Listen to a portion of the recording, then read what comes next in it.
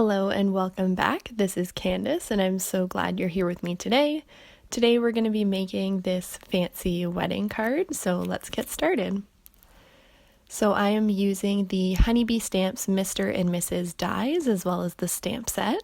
I'm also using the Simon Says Stamp Diamond Circle stencil and some Gina Glitz glitter gel in gold, along with just any old palette knife that you may have.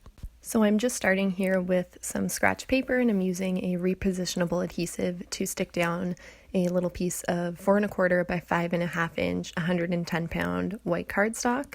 And then I'm going to tape my stencil over that, and I'm using some washi tape of the Christmas variety because that's what I had on hand. And here I'm opening the Glitz glitter gel and you can see this stuff is so smooth. It is like butter. And so I actually made this card a couple weeks ago because it is for one of my best friends from undergrad who recently got married this past weekend. And I wanted to make a card that was really special because she is moving away to another province.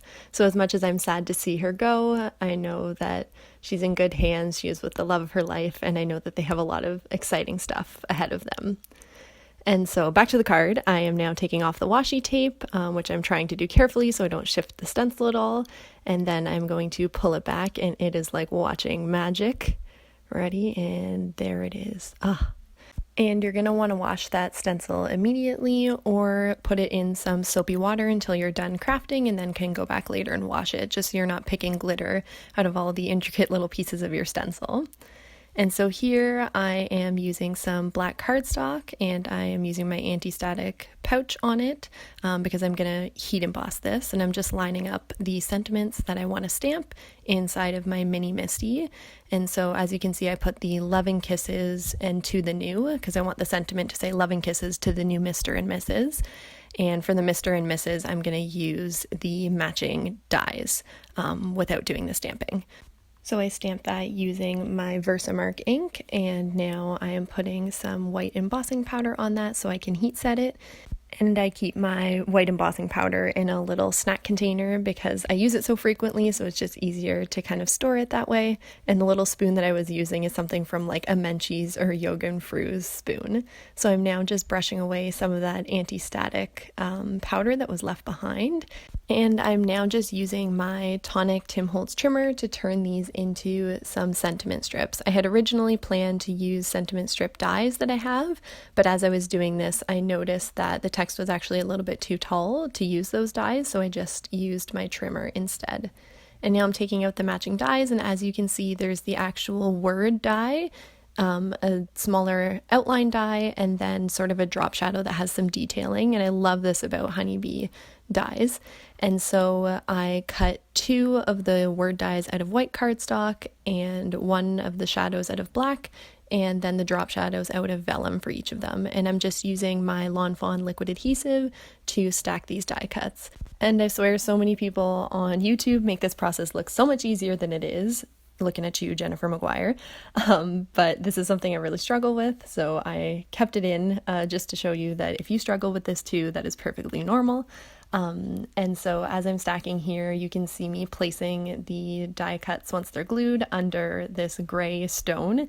And so this is something I actually probably use when I'm assembling every single card, and it's actually a sample of a marble countertop.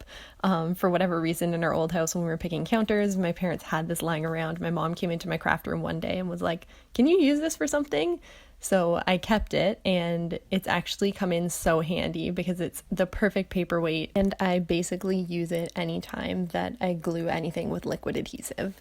And so now that I've given my background panel with the Glitz glitter gel a little bit of time to dry, I brought my trimmer back out so I can just trim it down a little bit.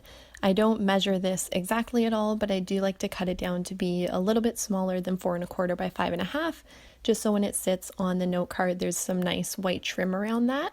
And I also find that this allows me to cut off some of the edges that might get a little bit of residual glitter paste kind of on them in clumps. And so now I am just using some strong double-sided tape on the back of my panel to glue it to the card base, and I am using this Sukawang brand. This is one of my favorite double-sided tapes that I have in a variety of different widths. And now I am just taping that onto the cardstock panel, and this part is a bit stressful for me. I think I even stopped filming for a bit because I really had to get it centered, and that's something I struggle with. And here I'm cutting off just a little bit because it was more white space on one side, so to just kind of even that out, I trimmed it down a little bit. And here I am just aligning my sentiments and where I want them to go and how I see them kind of fitting. So I like to play around with it for a bit before putting on any tape and committing to anything. So I'm just cutting down some of the sentiments that I felt had too much black space and things like that. I also wanted the second sentiment strip to have a little bit more interest, so I wanted to cut some little flag detailing into that. So I just drew a line in pencil and marked the center, and then I cut in from the corners just using my Fisker scissors into that center space to kind of try and make little flag details as even as I could. And then I am just going to use some double-sided foam tape to mount all of the sentiment pieces. And I was very nitpicky in how I did this, and I think I could have used a lot less foam tape, but I really wanted these to stick well to the Glitz glitter gel, but I also didn't want anything to show through the vellum, so I cut them into very small pieces to kind of put behind the wording and just where the black stopped.